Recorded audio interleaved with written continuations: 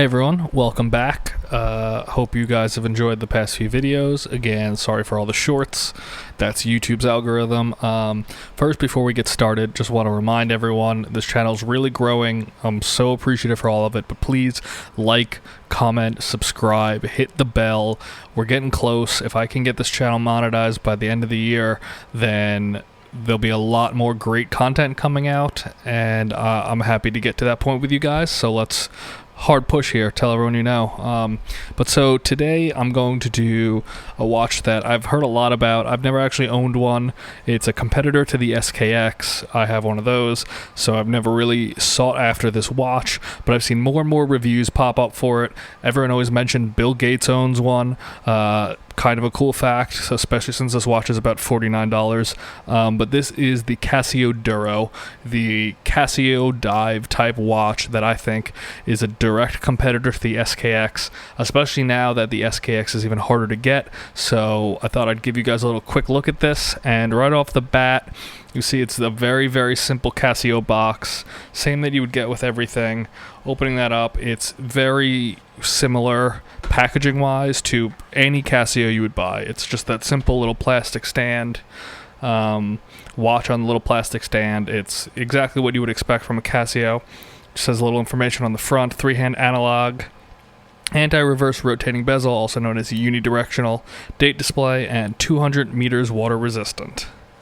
First impression of this watch right out of the box, I think it's really nice looking. I do see why it is such a, competitor of the Skx, because looks-wise, it's fairly similar. It's just your standard dive watch, not a ton going on the face, but it's very clean looking. I love right off the bat the red second hand. I think the hour and minute hand are also really cool, and it keeps the face just kind of basic and plain, and that's kind of what you're looking for in a dive watch like this. Taking a closer look here, we'll dive into the specifics of the watch. It is a 44 millimeter diameter, so it is a fairly large watch. It's not going to be the perfect size for everyone. It is 12.3 millimeters thick, so that's actually fairly thin, which is nice, and a lug width of 22 millimeters. So you can find so many straps to put on this, which brings me to my first real point is the rubber band has to go. It's not comfortable. It's obviously a price cutting point, so they can make these at the price point that they are, but the band is not very good. It looks similar to a G-Shock strap, but in my opinion, I think it actually feels worse. I think the straps that come on the G-Shocks are actually a little better made. So I would say, just know that going into it, and definitely plan on finding another 22 millimeter strap and putting it on here. I think it would look cool in a lot of different combinations, so try whatever you think fits what you're looking for, but definitely replace it right when you get it. The main difference between this watch and the Skx is that this is a quartz watch.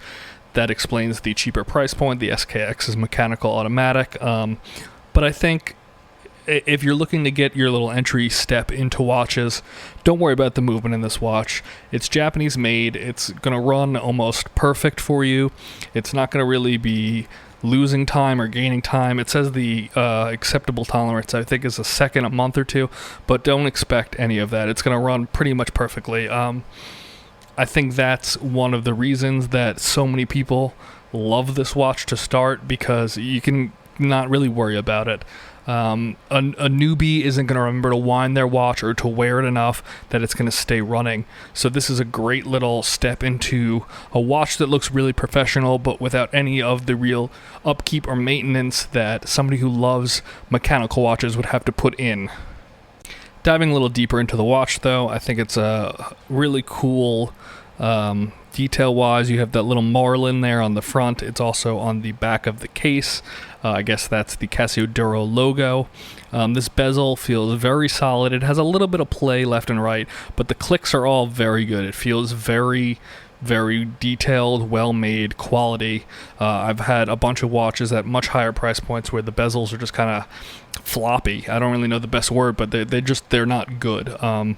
So right off the bat, I think this has some attention to detail in regards to the bezel. and the etching on the case back, especially for a watch of this price. It is a dive watch, so it is 200 meters water resistant.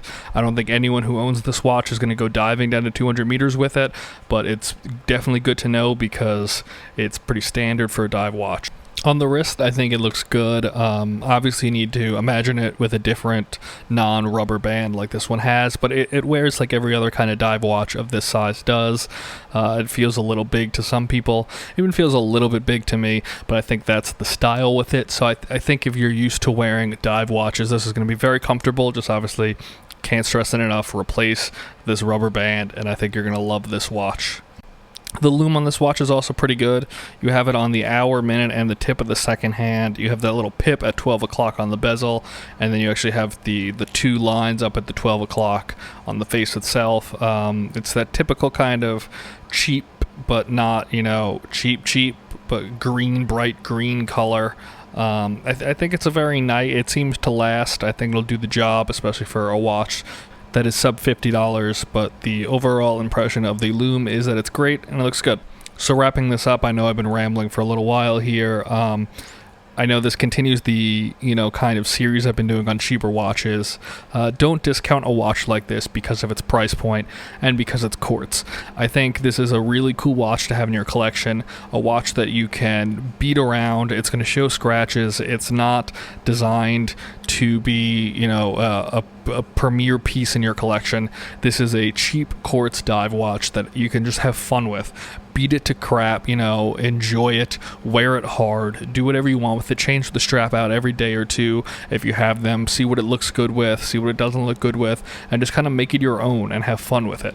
And that's what I think is really cool about watches at this sub $50 price point, is that you can kind of really aggressively wear them and wear them hard and really get to enjoy them.